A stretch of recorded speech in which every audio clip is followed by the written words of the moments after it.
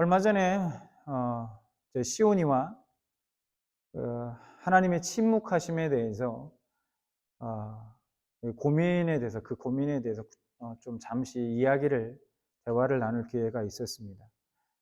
이런 거죠. 내가 하나님께 어떤 기도의 제목들이 가지고 하나님께 막 기도를 해도 하나님이 아무 말씀이 없고 그냥 침묵하시는 것 같다라는 겁니다.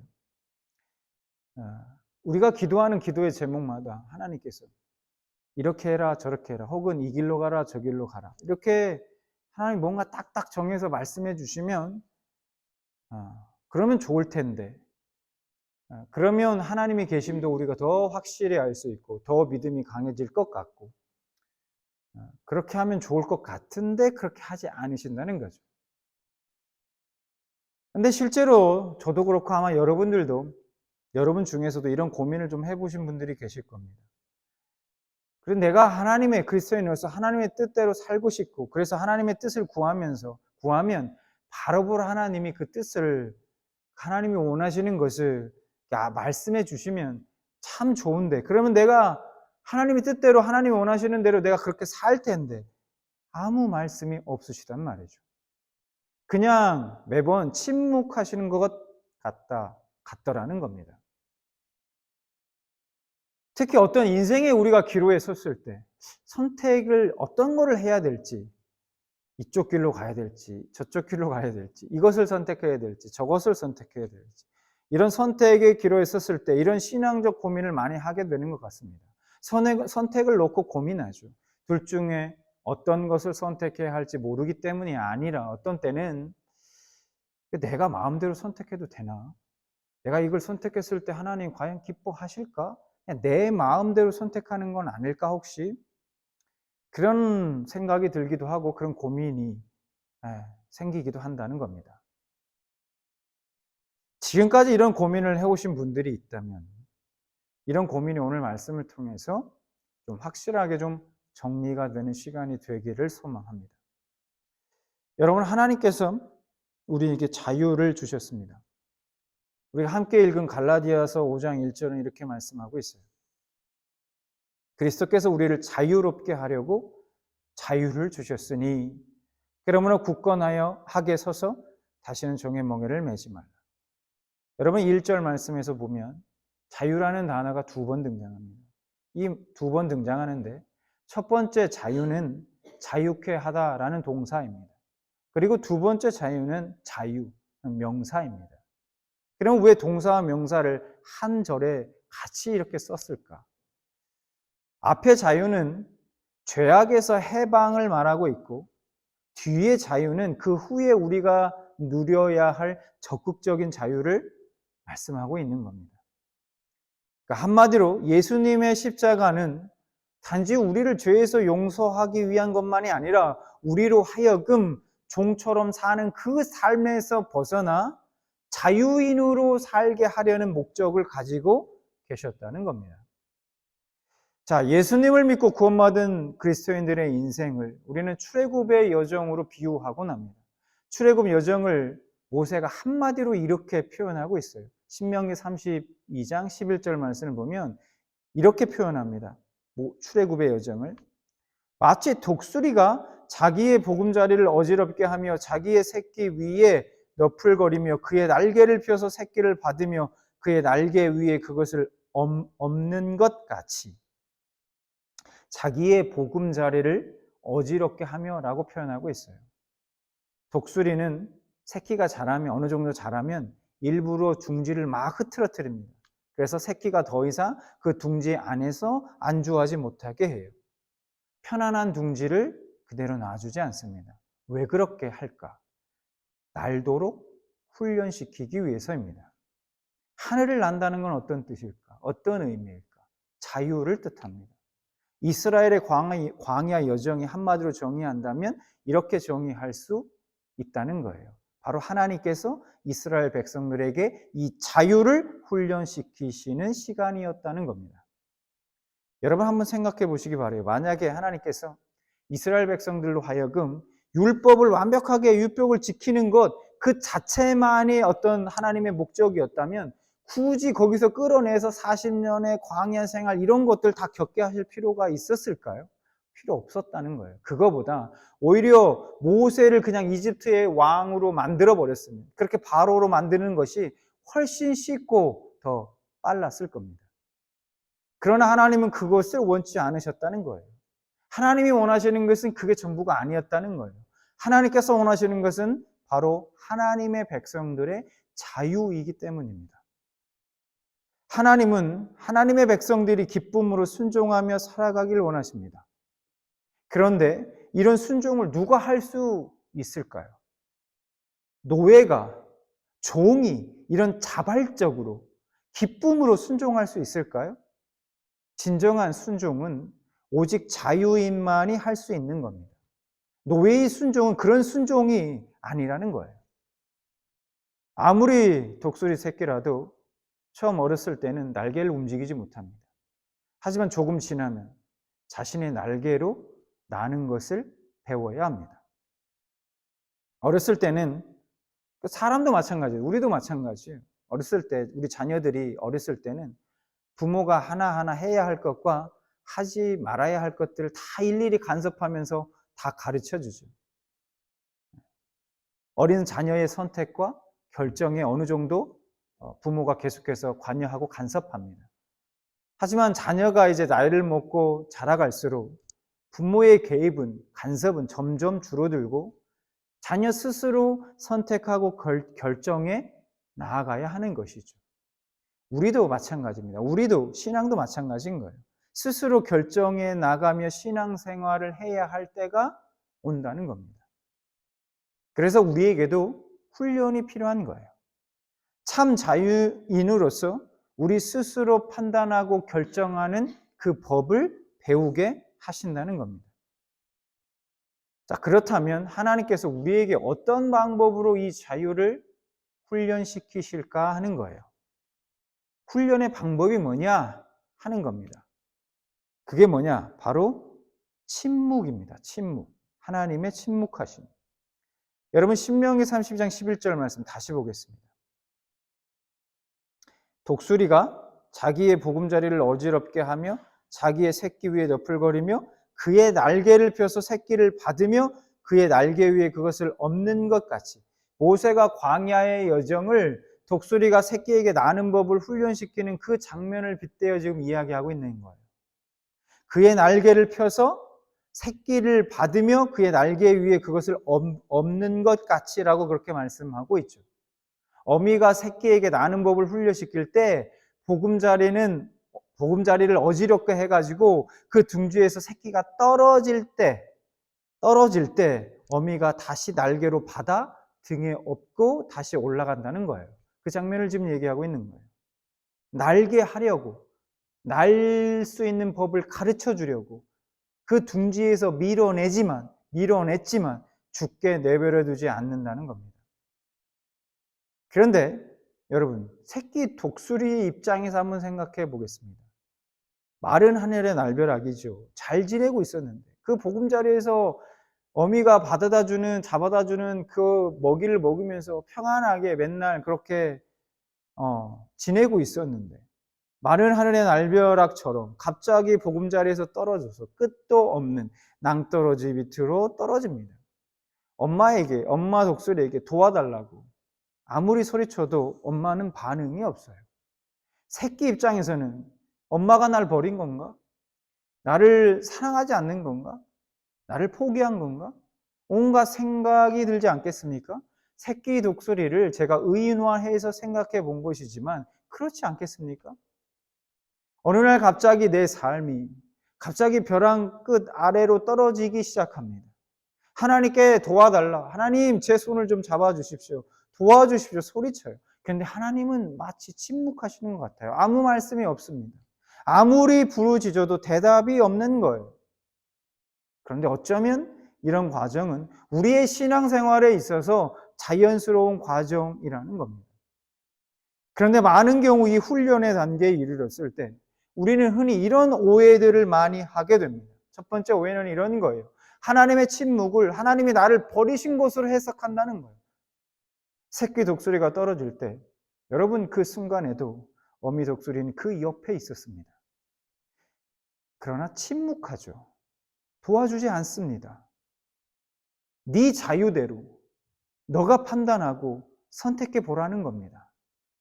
그렇게 자유를 누리며 너가 살아보라는 사인이라는 거예요. 그런데 왜 그렇게 무정하게 내버려만 두실까? 왜냐하면 그때 하나님이 개입하시면 우리의 훈련은 다시 원점으로 돌아가 버리기 때문이에요. 새끼가 너무 안타깝고 불쌍해서 중지에서 떨어지자마자 어미가 날개로 받아주면 새끼가 나는 법 배울 수 있을까요? 결국 처음부터 다시 해야 하는 겁니다. 그래서 하나님은 때로는 철저하게 침묵하신다는 겁니다. 두 번째 오해는 이런 거예요. 자신의 고집을 믿음이 좋은 것으로 잘못 생각하는 경우가 있다는 거예요. 고집인데 그걸 믿음으로 여긴다는 거예요. 무슨 얘기냐면, 여러분, 독수리가 새끼를 벼랑 아래로 이렇게 떨어뜨리면 새끼는 되게 날개를 막 퍼덕입니다. 살려고, 어떻게든 살아보려고 그러지 않겠습니까? 그런데 만약에 어떤 새들은 이번에도 뭐 엄마가 와서 나 받아주겠지, 어떻게든 날 살려주겠지, 해주겠지 하고 끝까지 날개를 펴지 않고 접고 있다면, 만약에 그렇다면 이것이 믿음이 강한 걸까요? 어미 독수리에 대한 믿음이 강한 겁니까? 아니면 고집이 강한 겁니까?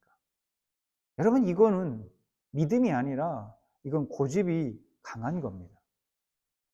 하나님이 침묵하실 때 하나님의 때가 아닌가 보다, 하나님이 아마 때가 아니어서 아마 응답해 주시지 않는 걸 거야, 그러면서 하나님이 때가 되면 알아서 해 주실 거야, 그렇게 생각하는 경우가 있습니다. 그러면서 아무 행동도 하지 않을 때가 있다는 거예요. 근데 여러분, 이것이 과연 믿음이라고 얘기할 수 있을까?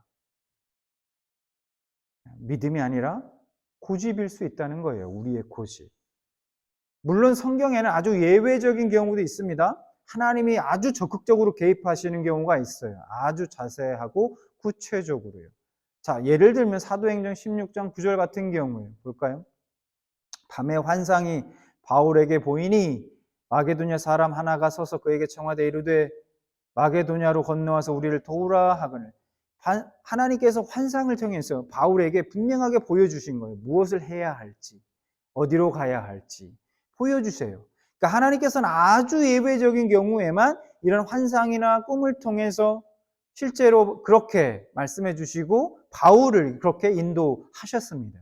그래서 이 마게도냐의 경우가 성경에 기록되어 있는 거예요. 해서 우리가 어떤 우리의 일상적인 경우와 예외적인 이런 경우를 혼동해서는 안 된다는 겁니다. 보통의 경우에는 우리 각자에게 주어진 하나님이 허락하신 이 자유를 사용해서 선택하고 또 판단해야 한다는 겁니다. 그러면 이제 중요한 질문이 남아있죠. 우리가 일상에서 무엇을 근거로 해서 우리가 내 마음대로 그냥 내가 원하는 대로 그럼 다 마음대로 살면 된다는 말씀입니까? 자, 그러니까 중요한 질문은 이런 겁니다. 무엇을 근거로 해서 우리가 결정을 내려야 하느냐는 거예요. 선택을 해야 하느냐는 겁니다. 그에 대한 답을 빌립보서 2장 13절에서 우리는 찾을 수 있습니다. 너희 안에서 행하시는 이는 하나님이시니 자기의 기쁘신 뜻을 위하여 너희에게 소원을 두고 행하게 하시나니. 소원을 두고 행하게 하신다. 이 말씀을 따르면 나의 소원, 다시 말해서 내가 간절히 원하는 어떤 바가 있다면, 그 소원이 있다면 그것이 하나님의 뜻이라는 겁니다. 왜냐? 예수 그리스도를 믿는 모든 하나님의 백성들, 하나님의 자녀는 우리의 마음 가운데 성령님을 마음속에 모시고 살아가는 사람들이기 때문이죠. 그 사람들은 하나님의 뜻에 따라 소원을 갖게 되어 있습니다. 하나님의 뜻에 따라. 물론 하나님의 말씀이 기준이 되어야 해요.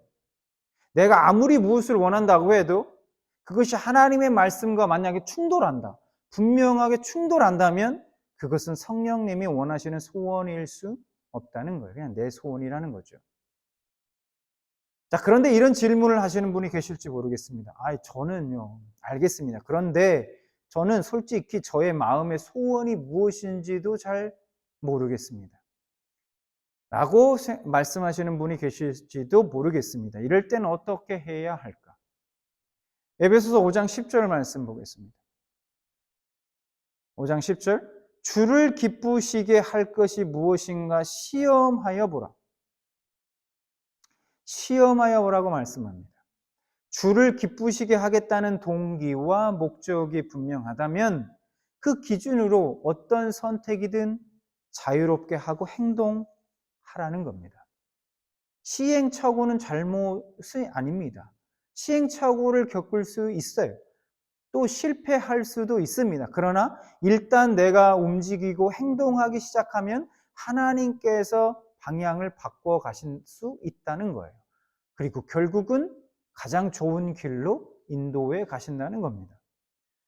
로마서 8장에 보면 정말 놀라운 말씀이 있습니다. 제 개인적으로는 정말 좋아하고 너무너무 은혜가 되는 말씀인데요. 먼저 27장, 8장 27절 말씀 한번 보겠습니다. 자, 마음을 살피는 이가 성령의 생각을 아시나니 이는 성령이 하나님의 뜻대로 성도를 위하여 간구하심이니라.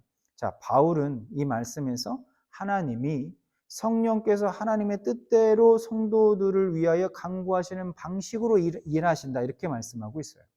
그리고 나서 그 후에 바울은 구원하시는 하나님의 능력이 얼마나 탁월하고 위대하신지에 대해서 말씀합니다. 30절.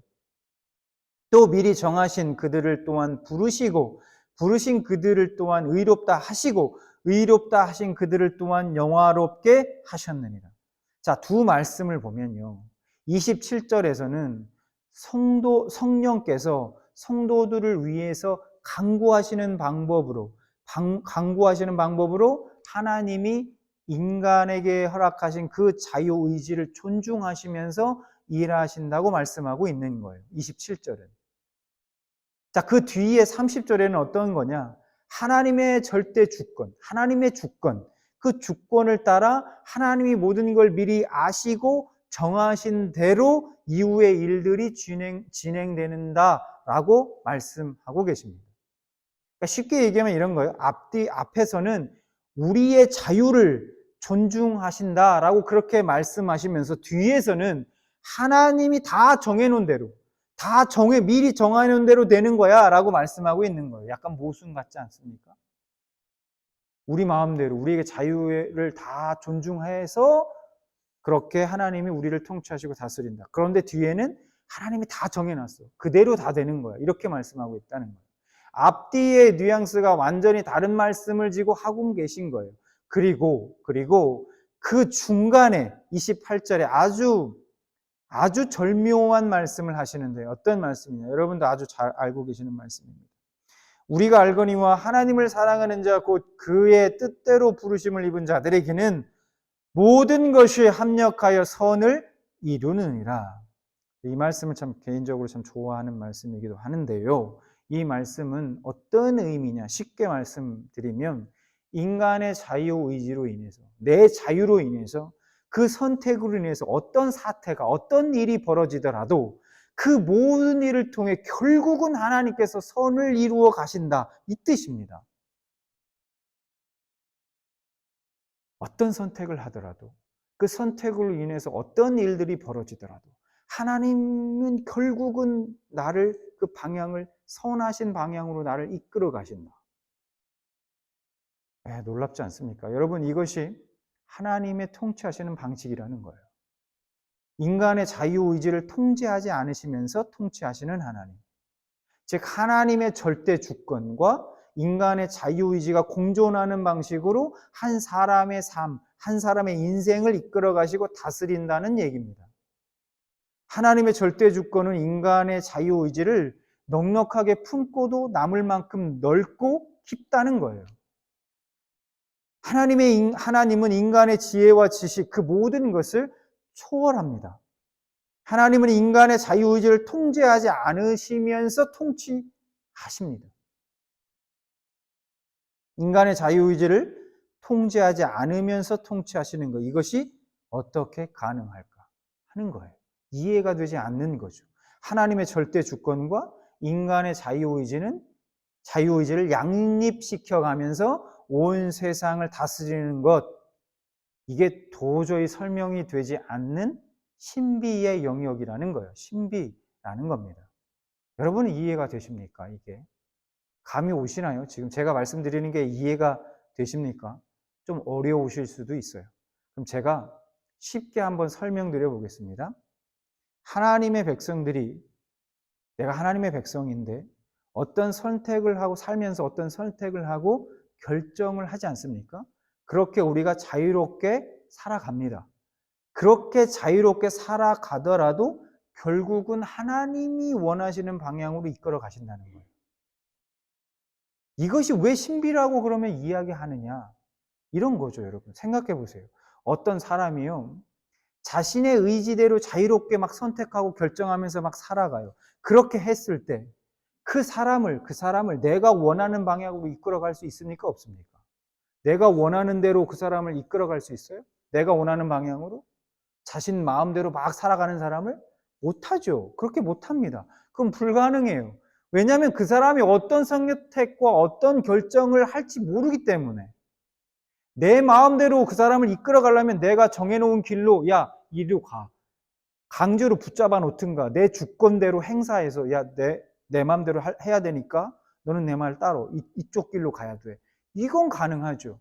근데 그 주권과 자유의지를 침해하지 않으면서 하나님의 주권대로 이끌어 가신다는 거예요. 이게 말은 그렇게 할 수 있지만 이게 불가능한 일. 그래서 신비의 영역이다라는 겁니다. 만약 내가 원하는 방향으로 가게 하고 싶으면 내가 정해놓고 그 길 가라라고 해야 하는 거예요. 하나님은 그렇게 하지 않는다는 거예요. 하나님은 당신의 백성들이 이 자유의지를 제한하지 않으면서 하나님의 뜻대로 그 사람을 이끌어 가신다는 거예요. 이게 참 우리의 인간의 지혜로서, 인간의 지식으로서 이게 참 이해가 어려운 부분이기도 합니다. 그래서 우리는 신비라고 할 수밖에 없다는 거예요.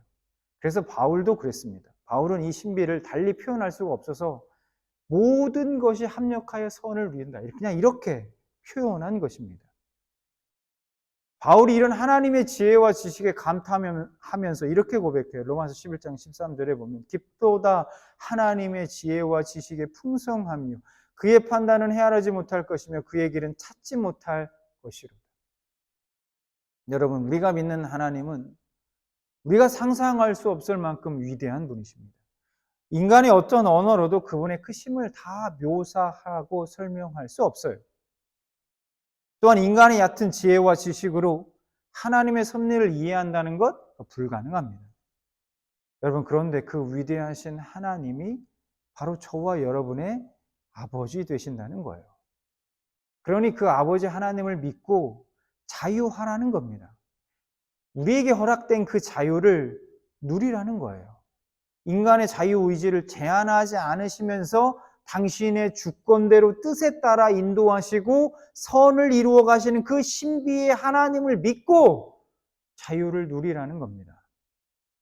주님이 십자가를 통해서 우리에게 이 자유를 허락해 주셨습니다.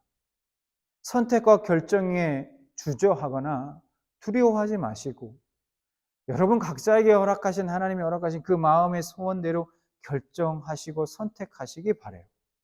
혹 하나님이 침묵하시더라도 버린 것도 아니고 포기하신 것도 아니라는 사실을 기억하시기 바랍니다.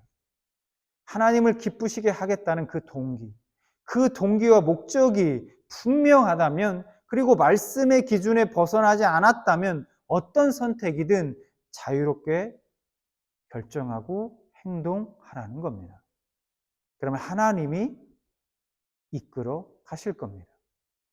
여러분이 혹 시행착오를 겪고 실패하더라도 하나님은 결국 합력해서 선을 이루실 것입니다. 혹시 여러분 가운데 어떤 선택을 두고 해야 하는 그런 선택의 기로에 놓여 있습니까? 그렇다면 믿음으로 결정하시기 바라요. 완벽한 확신이 생길 때까지 기다리기보다 하나님을 사랑하는 분명한 동기를 가지고 한 걸음을 먼저 내디디시기 바랍니다. 우리는 서툴러도 하나님은 실수하지 않으십니다. 우리의 계획은 완전하지 않더라도 하나님의 계획과 섭리는 완전합니다. 자유롭게 하시기 위해 주신 그 자유를 다시 염려와 두려움의 멍에에 묶어두지 마시고 아버지를 신뢰하고 믿음으로 걸어가시기 바랍니다. 그 길 끝에서 우리는 분명하게 고백하게 될 겁니다. 아, 하나님이 하셨구나. 하나님이 선으로 이루셨구나. 그 자유 안에서 담대히 살아가시는 여러분 되시길 주님의 이름으로 축원합니다.